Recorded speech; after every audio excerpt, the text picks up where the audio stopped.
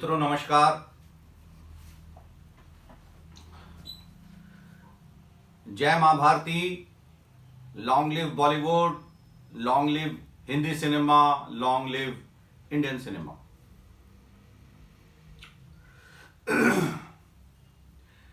मित्रों, democratic India ने achieve कर लिया है डेमोक्रेटिक पॉलिटिक्स, यानी पॉलिटिक्स में परिवारवाद खत्म और आम आदमी चाय वाला नरेंद्र मोदी जी बने प्रधानमंत्री, नेता नंबर 1। इसी तरह डेमोक्रेटिक क्रिकेट भी अचीव हो गया है। एक रेलवे में टीटी महेंद्र सिंह धोनी बने क्रिकेटर नंबर 1, बने कैप्टन ऑफ इंडियन टीम। तो क्रिकेट में भी डेमोक्रेसी इस्टेब्लिश हो गई है। अब बारी है बॉलीवुड की, यानी डेमोक्रेटिक बॉलीवुड, उसकी बारी आ गई है। अब वो समय आ गया है। बॉलीवुड ऐसे मोड़ पर है जहां उसका परिवर्तन और उसका विस्तार अब बहुत जरूरी हो गया है। और मोदी जी भी इस चीज को समझते हैं। आगे बात करूंगा।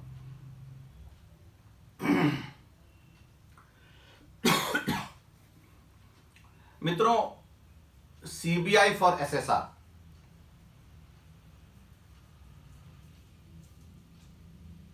सीबीआई फॉर एसएसआर मैं 25 वर्षों से, जब मैं निर्णायक बना रहा था 1995, 96, 97, 25 वर्षों से मैं इस पल का, इस समय का इंतजार कर रहा था कि जो बॉलीवुड में जो नेपोटिज्म है टॉप लेवल पे, नीचे की बात नहीं, टॉप, यानी जो बॉलीवुड माफिया है वो कैसे टूटेगा, वो कैसे कंट्रोल में आएगा, वो कैसे एलिमिनेट होगा। 25 साल से मैं ये सोच रहा था। कुछ मेरे अनुभव है, मैं जो देखता हूं, जो मैंने देखा बॉलीवुड में, तो 25 सालों से। और सुब्रमण्यम स्वामी जी ने #CBI for SSR Sushant Singh Rajput कहा कि ये जो है ये वाटरलू साबित होगा बॉलीवुड माफिया के लिए। डॉक्टर सुब्रमण्यम स्वामी ने कहा कि जो ये सीबीआई फॉर एसएसआर है, ये जो है वाटरलू, ये यहां से गेम शुरू होगा। This is the beginning of the end of Bollywood mafia, ये उन्होंने कहा। इस पे तो मैं आपसे बाद में बात करूंगा, लेकिन अभी जो ये सीबीआई फॉर एसएसआर का जो मुझे और भारत को, जो मैं सोशल मीडिया में देखता हूं, सबसे ज्यादा दुख है वो है कि अमिताभ बच्चन सर, जो बॉलीवुड के भगवान हैं, उनकी कोई टिप्पणी नहीं है इस बारे में। वो एक एक्टिव सोशल मीडिया में हैं, ट्विटर पे भी हैं, ट्विटर पे ट्वीट्स करते हैं रेगुलरली, इंस्टाग्राम पे भी पोस्ट करते हैं रेगुलरली, लेकिन इस बारे में कोई मेंशन ही नहीं। वो अलग है, वो कोई आम, वो बॉलीवुड के भगवान है। Is a grand father, father of Bollywood. वो सुशांत सिंह राजपूत के फादर के हम उम्र हैं। वो 75 के हैं, वो 77 के। जैसे अभिषेक बच्चन वैसे सुशांत सिंह राजपूत। कोई मेंशन ही नहीं। इतना ही कह देते कि मैं जो है बड़ा दुख हुआ इस बात को, और मैं जो है उनके परिवार के साथ हैं, इस घड़ी में हूं मैं।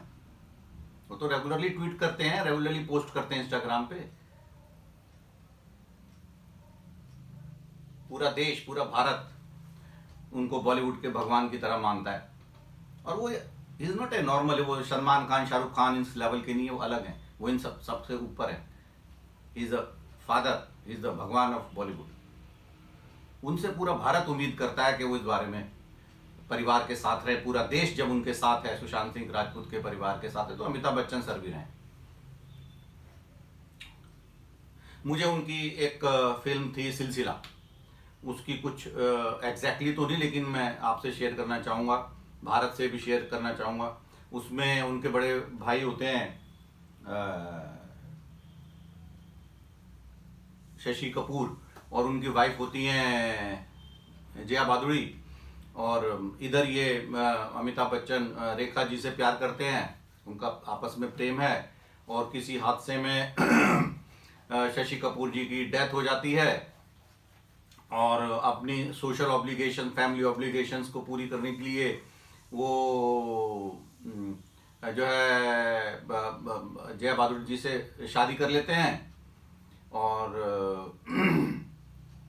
तो बाद में उनको रेखा जी फिर मिलती हैं, और फिर वो प्यार उमड़ पड़ता है, और वो किसी से जिक्र करते हैं कि मैं सोच रहा हूँ कि जया भादुड़ी को डिवोर्स दे दूँ और रेखा जी से शादी कर लूँ। तो सिलसिला में उनको कुछ ऐसा किसी ने, मुझे ध्यान है कि देखो सर, आप ने अपने प्यार को त्यागा, आपने जया जी से शादी करी, आप भगवान का पदवी है आपको, आपने परिवार धर्म निभाया, और आपने जया भादुड़ी से शादी करी, आपका भगवान समझती है दुनिया। तो वो कहते हैं नहीं, मुझे तो भगवान कुछ नहीं, मैं तो भैया उनको डिवोर्स छोड़ूंगा और मैं तो रेखा से शादी कर लूंगा। तो उन्होंने कहा आपके लिए पॉसिबल नहीं है। बोले अमिताभ बच्चन बोले मैं तो इंसान ही ठीक हूँ, मुझे भगवान कुछ नहीं। तो उन्होंने कहा नहीं, पॉसिबल ही नहीं है सर। यही फर्क है, जब एक इंसान भगवान बन जाता है, इंसान से भगवान बन जाता है, फिर उसकी इंसान दोबारा बनने की गुंजाइश, कोई चांस नहीं रहता। फिर जो भी उसके कर्म आगे आते हैं, वो या तो उसे भगवान की पोजीशन में रखते हैं, जैसे मैं समझता हूँ आज तक सचिन तेंदुलकर शायद क्रिकेट के भगवान, और या फिर वो शैतान की कैटेगरी में आ जाते हैं। तो जब एक इंसान से भगवान बनते हैं तो उसके पास एक ही ऑप्शन है, दो ही ऑप्शन है, या तो भगवान रहे या फिर शैतान बन जाए, फिर वो इंसान बनने की पोजीशन में नहीं आ सकता। तो सर के सिंह जी, जो सुशांत सिंह के फादर, आपकी हम उम्र हैं, जैसे आपका बच्चा अभिषेक बच्चन, ऐसे ही सुशांत सिंह राजपूत भी आपका ही बच्चा है, और आपके प्रोफेशन का, और प्रोफेशन नहीं, it is, he was not a director और ए स्क्रिप्ट राइटर और a producer, he was an actor. मतलब फिल्म इंडस्ट्री में भी आप ही की बिरादरी का, आपका बच्चे के समान, सब आपके बच्चे हैं इंडस्ट्री में जितने भी हैं, और आपकी तरफ से कुछ मेंशन ही नहीं उनके परिवार के लिए सहानुभूति। तो ये एक भारत को भी चुभ रही है बात, तो मैंने सोचा मैं आपसे ये आपके सामने भी लाऊं और भारत के सामने भी लाऊं। तो जो 25 साल की मैंने आपसे बात करी कि मैं 25 साल से इस दिन का इंतजार कर रहा था कि कोई ऐसा कैसे होगा कि ये जो टॉप लेवल पे नेपोटिज्म है, जो बॉलीवुड माफिया है, जो परिवारवाद है टॉप लेवल पे, जो पूरे सिस्टम बॉलीवुड को कंट्रोल करते हैं, वो कैसे धराशायी होगा, वो कैसे टूटेगा। मैं थोड़ा सा आपको अपने निर्णायक के बारे में बताऊं। निर्णायक 92-93 में हमने शुरू करी। हम 3 लोग थे, 2 प्रोड्यूसर थे, मैं MBBS MD दिल्ली से, दूसरे प्रोड्यूसर बिट्स पिलानी से इंजीनियर, और जो डायरेक्टर थे वो दिल्ली लॉ फैकल्टी से LLB। तो शायद ये पहली फिल्म रही होगी जहां डॉक्टर, इंजीनियर और वकील ने मिलकर इस फिल्म को प्रोड्यूस डायरेक्शन में इन्वॉल्व रहे। और इसकी एक खास बात ये रही कि ये अकेली ऐसी फिल्म थी बॉलीवुड में जो ना आगे बनेगी ना बनी है, जहां पे अमरीश पुरी जी और ओम पुरी जी की टक्कर है, मतलब 2 महारथियों की निर्णायक टक्कर इस फिल्म में थी। और मैं आपको बताऊं कि दोनों बहुत बिजी स्टार्स थे 95-96 में। मुझे ध्यान है कि हमारी फिल्म हमको दोनों की मैचिंग डेट्स, मतलब मान लो 1 अगस्त से 7 अगस्त हमको अमरीश पुरी जी चाहिए, उन्होंने हाँ कर दी है, उनके खाली है डेट्स। तो उसी टाइम में हमको ओम जी भी चाहिए, अब ओम जी नहीं मिल रहे। जहां अमरीश जी खाली है वहां ओम जी खाली नहीं है, जहां ओम जी खाली नहीं है वहां अमरीश जी खाली नहीं। बड़ा मुश्किल, हमको 6 महीने मैचिंग डेट्स के लिए वेट करना पड़ा। 6 महीने हम खाली बैठे हैं, बाकी हमारी शूटिंग हो चुकी है, 6 महीने हमको वेट करना पड़ा। और जब डेट्स पास में आई तो एक बड़े प्रोडक्शन हाउस का फोन आ गया हमारे डायरेक्टर साहब के पास कि हमको दे दीजिए अब अमरीश पुरी जी, क्योंकि अमरीश पुरी जी तो मेन विलन थे। जितने सुपरस्टार की फिल्में थी, ऑपोजिट उनके मेन विलन तो अमरीश पुरी जी होते थे। तो मुझे मेरी बात हुई डॉक्टर साहब से, बोले भाई वो कह रहे हैं हमको, हमने कहा कैसे पॉसिबल है यार, हमको 6 महीने, हमने आगे चेक करा, फिर 6 महीने तक दोनों की मैचिंग डेट्स नहीं थी। तो मैंने कहा ये पॉसिबल नहीं है भाई, हमें खुद 6 महीने बाद डेट मिली है, हम पहले ही 3-4 साल हो गए हमको ये रगड़ा करते करते। तो कुछ वो टोन भी जैसी भी थी, मैंने कहा कहते हम इम्पा में, Indian motion pictures producer association में हम लोग कंप्लेंट डालेंगे, हमें डेट्स मिली हुई हैं, हमसे कैसे छीन सकते हैं वो डेट्स। बहुत बड़ा प्रोडक्शन हाउस था, बड़ा सुपरस्टार के ऑपोजिट विलेन का रोल कर रहे थे अमरीश पुरी। खैर हमने, जब हम अटक गए, अड़ गए, तो हमें वो डेट्स मिली। रिलीज की मैं बात बताऊं, फिल्म रिलीज बहुत इंपॉर्टेंट होती है। किस पीरियड में हम फिल्म, फ्राइडे सैटरडे संडे जो वीकेंड है जिसमें हम रिलीज कर रहे हैं, बहुत इंपॉर्टेंट होती है दोस्तों। और किन थिएटरों पे लग रही है, ऐसे थिएटर हैं जहां पे कुछ भी लग जाएगा तो वो फुल रहेगा, और ऐसे थिएटर हैं जहां पे सुपरस्टार की फिल्म भी लगेगी तो भी 20-30% से ज्यादा कैपेसिटी फिल नहीं होती है। हमारी करीब 64 ऑल इंडिया सेल हो गई थी हमारी फिल्म निर्णायक, और 64 प्रिंट्स की हमको रिक्वायरमेंट थी अलग अलग डिस्ट्रीब्यूटर से। अब जब रिलीज की बात आई तो हमको बोले थिएटर नहीं मिलेंगे भाई, सुपरस्टार जितने भी फेस्टिवल्स हैं, जितने भी अच्छे दिन हैं, वो सुपरस्टार ओपनिंग के हिसाब से वो उन्होंने बुक कर लिए या उनके लिए बुक हैं, और आप तो एक आउटसाइडर हैं, आपको हम वो डेट्स नहीं दे सकते।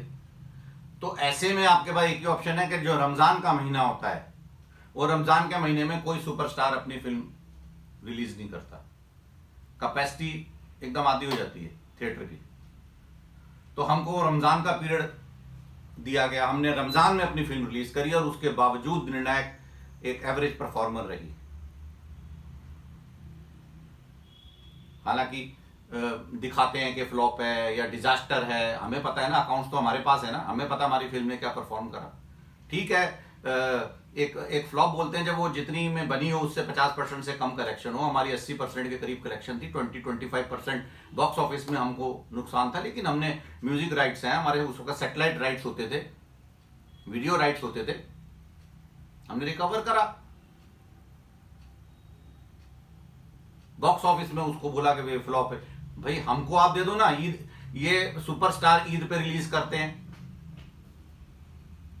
इंडिपेंडेंस डे 15 अगस्त को एक जना बुक कर लेता है, क्रिसमस न्यू ईयर को एक पीरियड को एक जना बुक कर लेता है, दिवाली को एक जना बुक कर लेता है।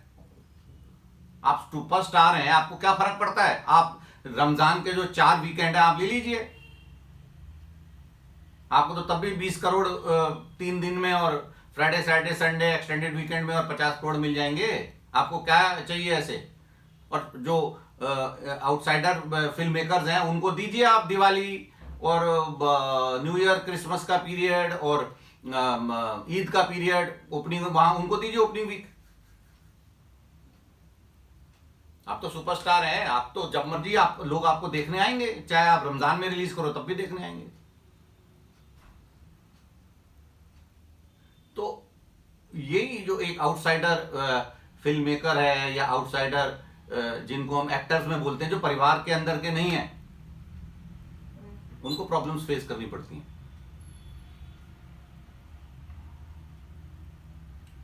और मैं अभी ये जो CBI for SSR daily Republic TV पे देखता हूं, मुकेश खन्ना जी ने तो बहुत बड़ी स्टेटमेंट उन्होंने दी। उन्होंने कहा जब 30 साल 40 साल पहले हम आए थे तो बॉलीवुड की इमेज अलग थी, और आज बॉलीवुड की इमेज अलग है, और आज जो इमेज है उसको बहुत बड़ा झटका पड़ा है। ये सुशांत सिंह के जो भी मर्डर है या जो भी है, या वो दिशा सालियान का साथ जो भी हुआ, ये एक बहुत बड़ा झटका है इंडस्ट्री के लिए, पूरे देश के लिए, पूरे भारत के लिए।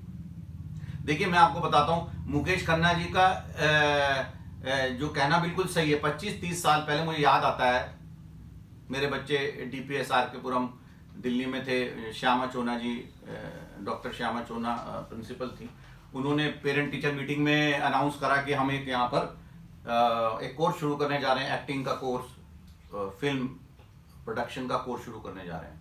पेरेंट टीचर मीटिंग में पेरेंट्स खड़े हो गए, भाई हम अपने बच्चों को पढ़ाने लिखाने भेजते हैं या आवारागर्दी करने भेजते हैं? ये पेरेंट्स का रिएक्शन था 30 साल पहले। बोले हम अपने डॉक्टर बच्चों को डॉक्टर बनाना है, इंजीनियर बनाना है, चार्टर्ड अकाउंटेंट बनाना है, आर्किटेक्ट बनाना है, वकील बनाना है। हमको ये फिल्म लाइन क्या है? फिल्म लाइन तो जो बच्चे पढ़ाई में कमजोर होते हैं, जो फेल होते रहते हैं बार बार, उनके लिए है।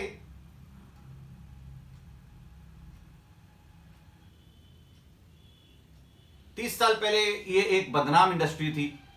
30 साल पहले रेस्पेक्टेबल इंडस्ट्री प्रोफेशन था ही नहीं सिनेमा।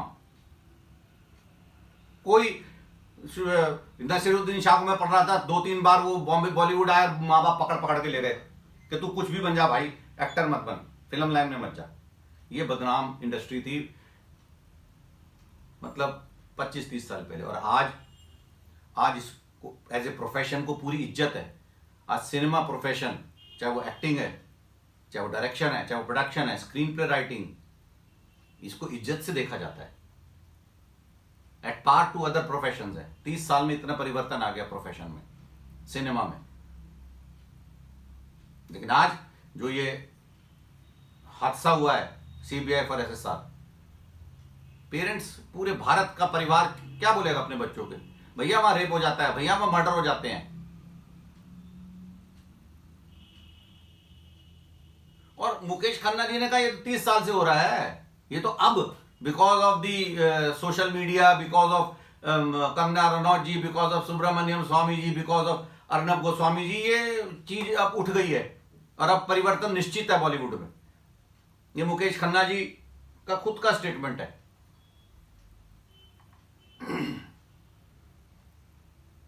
वो स्टेटस था। तो ये चेंज ऑफ इमेज हुई है, चेंज ऑफ इमेज फ्रॉम अनपढ़, गवार, फेलियर, पढ़ाई में कमजोर प्रोफेशन से लेके रिस्पेक्टेबल प्रोफेशन में आ गया, लाइक एनी अदर प्रोफेशन।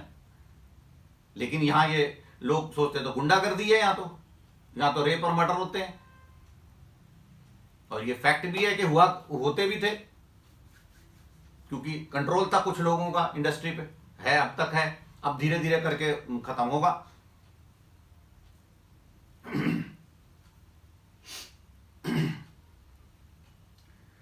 तो मित्रों, आप देखो कि ये बॉलीवुड एक सिनेमा बहुत इंपॉर्टेंट चीज है। सिनेमा हमारे दिमाग पे, हमारे सोच पे, हमारे एक्शंस पे, हमारे बोल पे, action of thought, action of speech and physical action पे सिनेमा का बहुत बड़ा रोल है। मानसिकता बनाने में बहुत बड़ा रोल है। इसीलिए मोदी जी जानते हैं, मोदी जी ने बॉलीवुड को इनवाइट करा, इंडियन हिंदी सिनेमा को इनवाइट करा कि आप लोग देश में परिवर्तन लाने में बहुत बड़ा रोल प्ले कर सकते हो। सोशल रिस्पॉन्सिबिलिटी का कितना बड़ा रोल है। टॉयलेटिक प्रेम कथा आई, अपने इस जैसी फिल्मों ने पूरे सोशल रिफॉर्म्स लेकर आई हैं ये फिल्में। आप बहुत बड़ा रोल प्ले कर सकते हो सोने की चिड़िया बनाने में भारत को, और बुलाया उनको। वो जानते हैं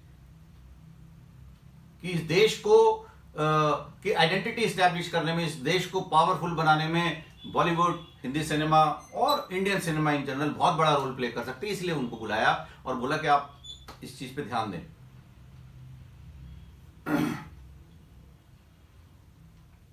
और दोस्तों, मैं बॉलीवुड के बारे में मैं आपको बताऊं कि जो हिंदी सिनेमा है, बॉलीवुड है या इंडियन सिनेमा है, ये कगार पे है, बड़ा जबरदस्त एक्सपेंशन की कगार पे है।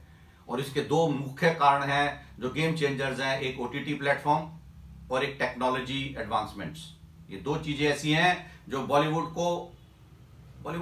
को कहीं का कहीं पहुंचा सकती हैं, हिंदी सिनेमा, इंडियन सिनेमा को कहीं का कहीं पहुंचा सकती हैं। और ये मोदी जी जानते हैं, इसीलिए उन्होंने इंडस्ट्री को बुलाया। और होपफुली आगे वो ये रिफॉर्म्स लेकर आएंगे, जो बॉलीवुड में रिफॉर्म्स की जरूरत है वो लेकर आएंगे इस चीज के लिए। देखो, सबसे बड़ा रेवेन्यू जनरेटर बॉलीवुड बन सकता है, सबसे बड़ा जॉब क्रिएटर बॉलीवुड, सबसे बड़ा content developer, creativity developer, enhancer Bollywood, सबसे बड़ा टैलेंट प्रमोटर बॉलीवुड। भारतीय संस्कृति, परंपरा, history, socio cultural revival and promotion Bollywood. अब देखिए, हम हिस्टोरिकल्स बनाते हैं, हमारे हिस्टोरिकल्स या तो ब्रिटिश राज के हैं या मुगल एम्पायर के हैं। अरे उसके पीछे भी कभी तो भारत था। सोने की चिड़िया, भारत के ऊपर भी तो फिल्में बनाओ, गुप्ता मौर्य एम्पायर के ऊपर फिल्में बनाओ, अशोका एम्पायर के ऊपर फिल्में बनाओ। जो पैट्रियोटिक फिल्म हम बोलते हैं, जो हम देशभक्ति की फिल्में बोलते हैं, वो या तो ब्रिटिश राज में हमारे साथ क्या हुआ और मुगल एम्पायर में क्या हुआ, उसके पीछे के हम पीछे जा ही नहीं रहे। लोगों को, बच्चों को, आने वाली पीढ़ियों को कैसे पता चलेगा कि जो भारत पहले था, गुलाम 400 वर्ष की मुगलों की गुलामी और 20 साल की 200 साल की ब्रिटिशर गुलामी के पहले का भारत कैसा था। वही सोने की चिड़िया भारत, वही आत्मनिर्भर भारत, वही आई एम न्यू इंडिया, वही तो हमको लाना है। वो वही तो हिस्ट्री रिपीट्स इटसेल्फ, वही नव इंडिपेंडेंट इंडिया हमको वापस लेके आना है। तो historicals has to go beyond the Mughal empire, उसके भी पीछे जाना है हिस्टोरिकल्स को। और भारतीय संस्कृति परंपरा को प्रमोट करने के लिए, इसीलिए मोदी जी ने बुलाया बॉलीवुड को। Responsible cinema, social reforms. आज के जमाने में पैडमैन, टॉयलेट एक प्रेम कथा एकदम से चेंज कर देते हैं पूरा सिस्टम, पूरी सोच बदल देते हैं देश की। और इसीलिए बॉलीवुड में परिवर्तन, बॉलीवुड में रिफॉर्म्स की बहुत जबरदस्त जरूरत है। हिंदी सिनेमा में देखिए, प्रोफेशन है, डॉक्टर्स का प्रोफेशन है, उसमें एक सिस्टम है, एक ऑर्गेनाइजेशन है, बॉडी है, कोड ऑफ कंडक्ट है, रूल्स एंड रेगुलेशंस है, कैसे आपको बिहेव करना है। इस लेवल का इज्जतदार प्रोफेशन बॉलीवुड बन चुका है, चाहे वो एक्टर्स हैं, चाहे वो टेक्नीशियंस हैं, चाहे वो और हैं। There has to be some code of conduct, there has to be some rules and regulation, there has to be a central body.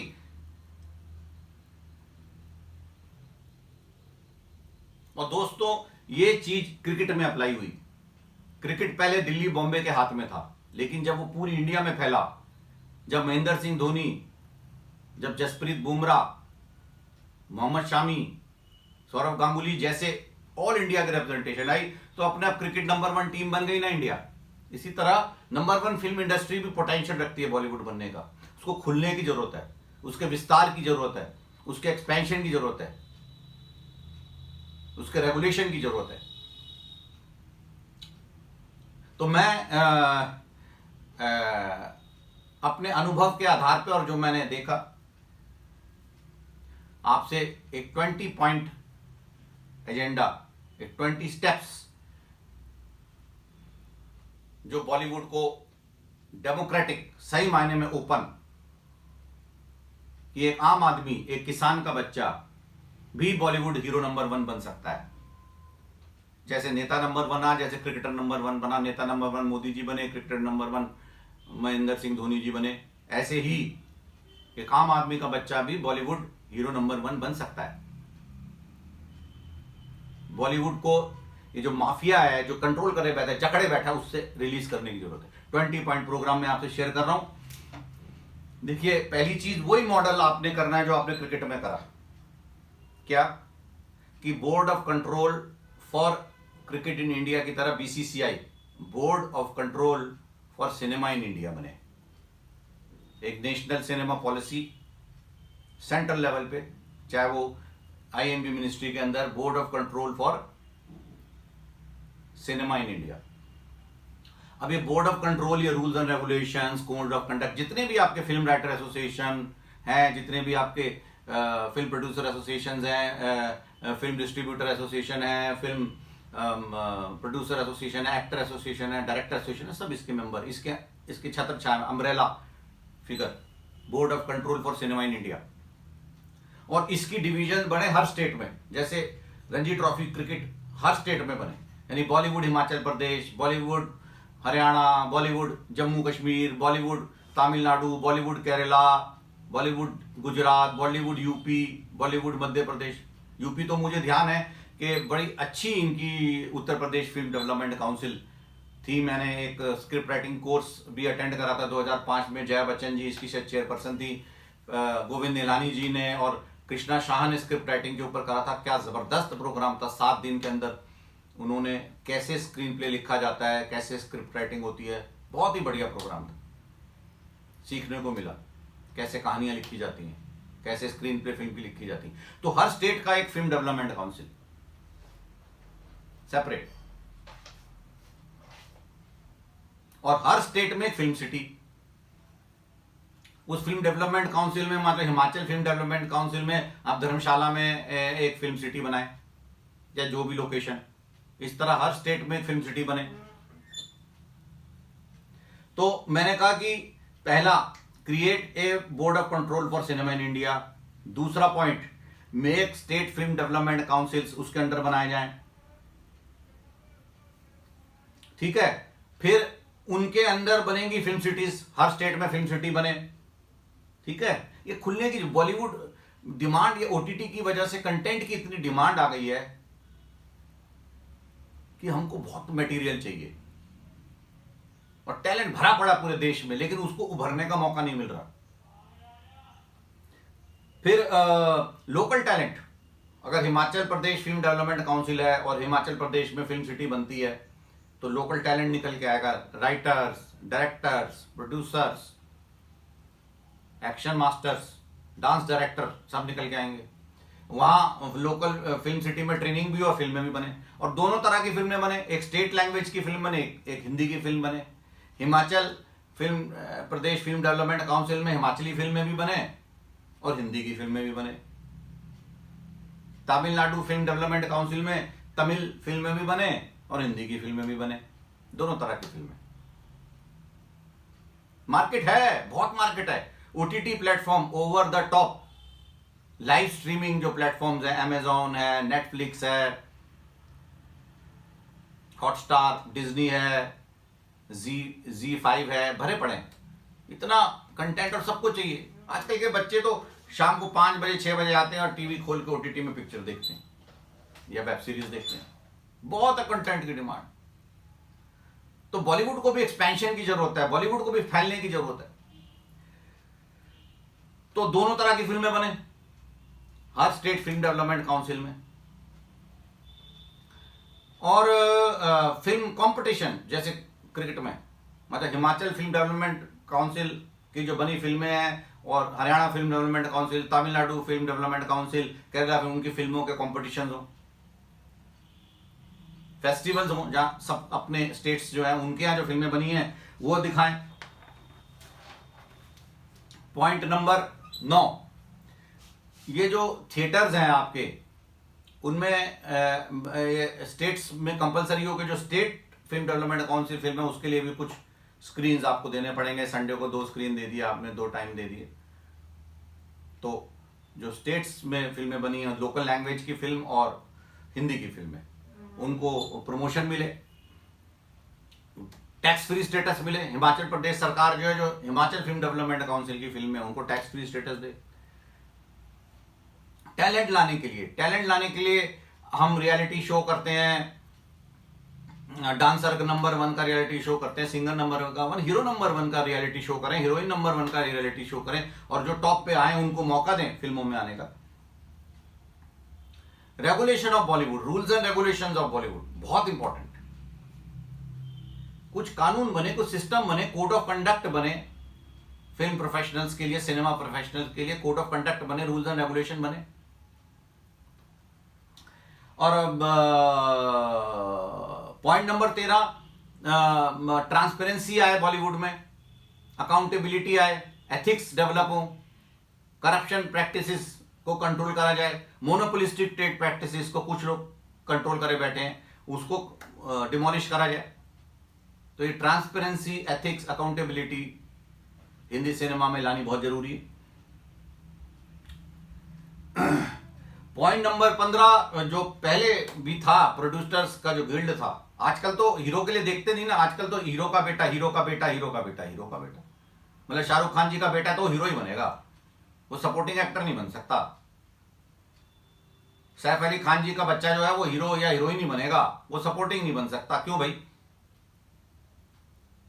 वही सेम चीज कि जो नेहरू परिवार का बच्चा है वो प्रधानमंत्री बनेगा, उसके अलावा कुछ नहीं बन सकता वो, और कोई मंत्रालय नहीं मिलेगा उसको। ऐसे थोड़ी ना होता है। टैलेंट को रिकॉग्निशन और टैलेंट के लिए कंपटीशन, खुलापन जरूरी है। इसको टैलेंट नहीं बोलते कि जी वो टैलेंट मीन आपको सबको इक्वल अपॉर्चुनिटी दे रहे हो, लेवल प्लेइंग फील्ड दे रहे हो, तब टैलेंट बाहर निकल के आता है। मुझे याद है 60-70s में बासु भट्टाचार्य जी और ये लोगों ने एक फिल्म प्रोड्यूसर गिल्ड होता था, फिल्म फेयर के साथ मिलकर उन्होंने टैलेंट हंट करा। हमें धर्मेंद्र जी मिले उसमें, हमें राजेश खन्ना जी मिले उसमें, हमें सुभाष घई, कई अनिल धवन, कई सारे लोग मिले उससे। अब तो वो टॉप 11 आप देख लो, सारे के सारे बॉलीवुड इनसाइडर्स हैं। सलमान खान, शाहरुख खान, आमिर खान, अक्षय कुमार, अजय देवगन, ऋतिक रोशन, रणबीर सिंह, रणबीर कपूर, अमिताभ बच्चन, टाइगर श्रॉफ, और आने वाले टाइम में वरुण धवन घुसते जा रहे हैं बच्चों के बच्चे। तो आप सिर्फ मैं हीरो हूं तो मेरा बच्चा सिर्फ सुपरस्टार बनेगा, और भाई रोल होते हैं, विलन का रोल भी होता है, कैरेक्टर रोल्स भी होते हैं। पूरे देश को सुपरस्टार बनने दो भाई, पूरे देश के बच्चों, भारत के परिवार फैमिलीज के बच्चों को भी सुपरस्टार बनने दो। आपने क्रिकेट में बना दिया, आपने पॉलिटिक्स में बना दिया, बॉलीवुड में भी बनने दो भाई, तब खुलेगा, उससे कंटेंट आएगा, उससे बढ़िया फिल्में बनेंगी, Bollywood number 1 film industry world की बन जाएगी। पॉइंट नंबर 16 बहुत इंपॉर्टेंट है। देखो ये जो over the top OTT platform शुरू हुआ है, live streaming of the films, ये बहुत बड़ा गेम चेंजर है। ये सारा सिस्टम चेंज कर देगा। आप देखिए सिंगल थिएटर होते थे, एक थिएटर है 1000 सीट का थिएटर, वहां से मल्टीप्लेक्सिस का कॉन्सेप्ट शुरू हुआ, 500 सीट 300 सीट मल्टीप्लेक्सिस का कॉन्सेप्ट शुरू हुआ कि थिएटर में लिए थिएटर का एक्सपीरियंस। हम भारतीयों को थिएटर में फिल्म देखना बड़ा पसंद है। मैं आपको बताऊं, बड़ा बड़ा बड़ा मेरा मन करता है, मेरा जन्मदिन है, मैं 25-30 अपने दोस्त यार को लेटेस्ट फिल्म दिखाऊं, बढ़िया फिल्म दिखाऊं, अच्छा कंटेंट दिखाऊं, और साथ में डिनर भी कराऊं, लंच भी कराऊं। कहां जाऊं भाई, मल्टीप्लेक्सेस में भीड़ भड़के में थोड़ी ना होते चीजें। अगर फैमिली थिएटर का कॉन्सेप्ट आ जाए कि 50 सीटर 100 सीटर का फैमिली थिएटर्स, गांव गांव में, शहर शहर में, कॉलोनी कॉलोनियों में फैमिली थिएटर्स, यानी पहले सिंगल थिएटर से या मल्टीप्लेक्सेस में आया, मल्टीप्लेक्सेस से ओटीटी, और उसमें ओटीटी क्योंकि क्या करना, सिर्फ ऑनलाइन आपने फिल्म दिखानी, इंटरनेट से फिल्म दिखानी, लेकिन बिग स्क्रीन का एक्सपीरियंस मिलेगा, साथ में ब्रेकफास्ट लंच डिनर भी खाओ। वहां बुलाना है तो वहां बुला लो अंदर, नहीं तो 50 सीटर से लेके 100 सीटर के थिएटर क्रिएट करो। ओटीटी मिनी थिएटर मल्टीप्लेक्सेस, क्या ओटीटी मिनी थिएटर मल्टीप्लेक्सेस, गांव गांव शहरों शहरों में, क्योंकि ये एंटरटेनमेंट के साथ साथ रिस्पॉन्सिबल सिनेमा भी जब बनेगा तो देश उभर के बाहर आएगा थ्रू बॉलीवुड, थ्रू इंडी सिनेमा। जब सोशल रिफॉर्म्स के ऊपर भी फिल्में बनेंगी, हेरिटेज बियॉन्ड मुगल एम्पायर के ऊपर भी फिल्में बनेंगी, आत्मनिर्भर भारत के ऊपर फिल्में बनेंगी, हर तरह की क्वालिटी कंटेंट जब मार्केट में आएगा, देश उभर के आगे आ जाएगा। बहुत बड़ा मीडिया, ये जो फिल्म सिनेमा है, बहुत बड़ा रोल प्ले करेगा इंडिया को सोने की चिड़िया दोबारा बनाने में। मोदी जी जानते हैं ये बात, इसीलिए वो बॉलीवुड को प्रमोट कर रहे हैं। तो ये बहुत बड़ा कॉन्सेप्ट है, ओटीटी मिनी थिएटर मल्टीप्लेक्सेस। कितनी जगह चाहिए आपको 50 सीटर थिएटर बनाने में, और साथ में बाहर अब आपके बैंक्वेट हॉल है उनको कन्वर्ट कर दीजिए आप, सिनेमा साथ में, हमें बाहर लगा हुआ है अपना चाट पापड़ी के भी स्टॉल लगा हुआ है, लंच डिनर भी लगा हुआ है, 250-300 रुपए 500 रुपए पर हेड में आप फर्स्ट क्लास पार्टी करो, फिल्म भी दिखाओ लेटेस्ट ओटीटी लाइव स्ट्रीमिंग की, और खाना भी खिलाओ बढ़िया। मेरे को तो आज हो, मैं तो जन्मदिन अपना वहीं मनाऊं, 25-50 दोस्तों को लेके जाऊं, और भैया फिल्म भी देखो लेटेस्ट, और बैठे बैठे आवाज दो, आपको वेटर बढ़िया लेटेस्ट खाना भी खिलाएगा, और बाहर बैठ के गप्पे मारनी है, वो देख लो स्क्रीन लगे में बाहर भी। तो ये एक पूरा बॉलीवुड का फिल्म मेकिंग का पूरा कॉन्सेप्ट गेम चेंजर हो सकता है, ओटीटी मिनी थिएटर मल्टीप्लेक्सेस। इसके अलावा एक बहुत बड़ी चीज है कॉस्ट कटिंग। देखिए आज के टाइम में टेक्नोलॉजी इतनी एडवांस हो रही है, ओटीटी भी आप देखिए कि कॉस्ट कटिंग, टेक्नोलॉजी इतनी एडवांस हो रही है, फिल्म मेकिंग टेक्नोलॉजी इतनी सस्ती, इतनी बढ़िया हो रही है कि सिर्फ आपको कंटेंट चाहिए, इतनी टेक्नोलॉजी एडवांस हो रही है। आने वाले टाइम में मोबाइल, आपके जो हाथ में मोबाइल होता है, अब मोबाइल फिल्म कंपटीशन शुरू हो गई। अरे मोबाइल के कैमरा देखिए क्या जबरदस्त हाई क्वालिटी कैमरास, और कैमरे के साथ एसेसरी, मतलब मोबाइल का आपको ट्रॉली भी मिल जाएगी, मोबाइल के आपको क्रेन भी मिल जाएंगे या क्रेन शॉट, मोबाइल के आपको ड्रोन भी मिल जाएंगे। आप मोबाइल फोन से पूरी की पूरी फिल्म, कमर्शियल फिल्म बना सकते हैं आज। क्या टेक्नोलॉजी कॉस्ट है। कॉस्ट कटिंग बहुत इंपॉर्टेंट है। मैं आपको बताऊं, हमने निर्णायक बनाई थी जब करीब 95, 96, 97 के आसपास में 70-75 लाख में हमारी फिल्म बनी थी। और आपको जानकर 70 उस टाइम में 96 में ओम अमरीश पुरी जी की फीस 70 लाख होती, यानी अमरीश पुरी जी की जितनी फीस थी उतने हमारी पूरी फिल्म बन चुकी थी, जबकि 5-6 साल लगे। हम कॉस्ट कटिंग करते थे। हमें एक सेट बनाना था, हमने, हमारे शायद मधु कामले जी थे आर्ट डायरेक्टर, हमने उनको बोला, वो बोले जी 8 लाख में बनेगा। हमने कहा ना हमारा बजट ही 1.5 लाख का है, तो ये 1.5 लाख में बना के देंगे। साथियों, कागज से सस्ते सस्ते मटेरियल लेके वो सेट क्रिएट हुआ। कॉस्ट कटिंग हमने करके 70 लाख में फिल्म बनाई। तो आज की तारीख में कॉस्ट कटिंग मतलब कॉस्ट ऑफ फिल्म मेकिंग बहुत आसान हो गई है। अच्छा कंटेंट चाहिए, एग्जीबिशन के लिए ओटीटी प्लेटफॉर्म्स आ गए हैं। जो ये हमारे फिल्म डेवलपमेंट काउंसिल स्टेट के हैं, वो ओटीटी, अपना ओटीटी, गवर्नमेंट ऑफ इंडिया का जब टीवी चैनल है अपना, ये दूरदर्शन के चैनल्स हैं और ऑल इंडिया रेडियो, कई सारे एफएम चैनल्स भी हैं। तो भाई ओटीटी प्लेटफॉर्म भी गवर्नमेंट ऑफ इंडिया का, और प्राइवेट भी टाई अप करें। जो स्टेट वाले हैं, अपना फिल्म डेवलपमेंट कॉर्पोरेशन है, वो अमेजोन से टाई अप करें, नेटफ्लिक्स से टाई अप करें, डिज्नी हॉटस्टार से टाई अप करें, Z5 और भी जियो से टाई अप करें। बहुत डिमांड है ओटीटी की वजह से, और सस्ता हो गया फिल्म मेकिंग। और आप थिएटर में भी देख लो, मजेदार बात, आप 50-100 सीटर का फैमिली थिएटर बनाओ और वहां पार्टी की पार्टी और जन्मदिन का जन्मदिन मनाओ। तो कॉस्ट, और यहां ऐसे फिल्म मेकर है, मैं नाम लेना चाहता, 50 करोड़ की फिल्म में बिस्लरी का जो बिल है वो 1 करोड़ का। कितना? बिस्लरी जो पानी पी, क्यों? क्योंकि भाई साहब गर्मी हो रही है, बड़ा पसीना आ रहा है, ले बिस्लरी, वो बिस्लरी खोली, गुर्र ऊपर नहा रहे बिस्लरी में। 1 करोड़ का बिल बिस्लरी का आ रहा है जी। क्या मजाक बना रखा है? क्या वेस्टफुल एक्सपेंडिचर है ये? और उसको जाके हम लोग थिएटर में लाखों करोड़ों उन एक्टर्स को और उनको दे देते हैं। 1 करोड़ की कोई बिस्लरी का बिल होता है क्या? नहाते हैं क्या बिस्लरी से? तो जो कॉस्ट मैनेजमेंट है, कॉस्ट ऑफ फिल्म मेकिंग, वो बहुत रिड्यूस हो सकता है अच्छी टैलेंट के साथ। तो ये मैंने आपको 20 पॉइंट मैंने आपको बताए। और मैं फिर ये कहता हूं कि कोड ऑफ कंडक्ट एक एक फिल्म प्रोफेशनल के लिए, जैसे और प्रोफेशनल्स हैं, बहुत ज़्यादा जरूरी है। रूल्स एंड रेगुलेशन बहुत जरूरी है।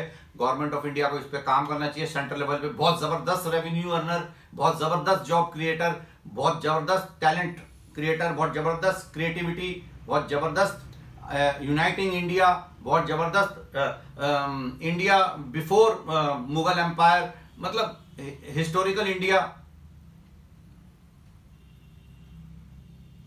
वंदे मातरम, जहां डाल डाल पर सोने की चिड़िया करती है बसेरा, वो भारत देश है मेरा। कहां चले गए ऐसे? उस समय पे जाओ ना, आप पीछे जाओ। और दोस्तों 20 पॉइंट मैंने आपसे शेयर करे, mafia free Bollywood, democratic Bollywood कैसे हम अचीव कर सकते हैं। ये मेरे पर्सनल विचार थे जो मैंने अनुभव करे। Long live Bollywood, long live Hindi cinema, long live Indian cinema, और भारत माता की जय, भारत माता की जय। नमस्कार।